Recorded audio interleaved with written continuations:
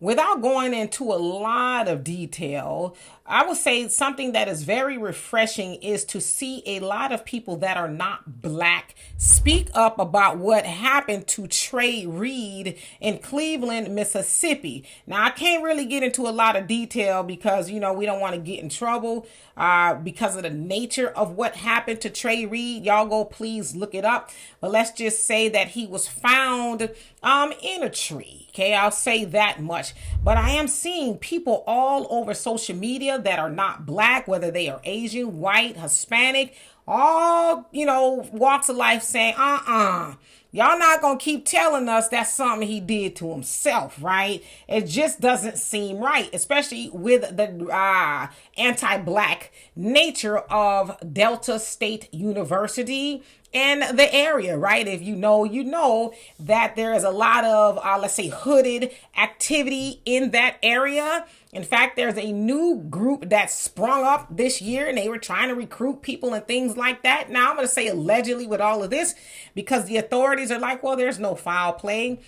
We think that maybe he did that to himself, and even his parents are like, he didn't do that to himself because he was a freshman there. He was excited about going to school. So we don't believe our child did that. And so, of course, they are calling for an independent investigation, which they should. Now, there was rumors that he was found with, broken bones and things like that. But the authorities to this point, because they're still investigating, right, are saying, no, that wasn't true. We didn't find any of that, this, that, and the other. But again, the family is asking for an independent investigation, and I'm glad that they're doing that. But I would say sometimes we've got to give some recognition where it is due, because before we've seen this happen, not just in the past, even though we weren't there, but all the time. But again, it's refreshing to see that other people are starting to say, okay, y'all, we can't keep ignoring and pretending that this man did this to himself, especially because we know the nature of that area and the history in the United States with those type of things.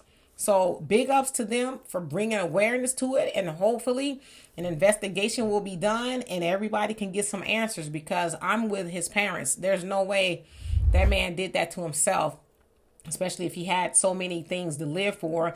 And from other testimonies, people are saying that he had, run-ins before with people in that area. So it just really remains to be seen. But yeah, I'm glad that a lot of people are speaking up about what happened to him, that they're saying happened to them, to Trey rather, but may not have happened to Trey.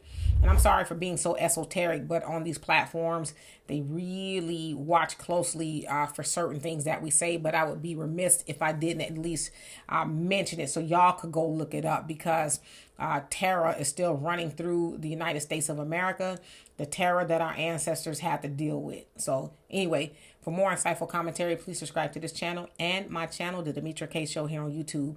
Peace.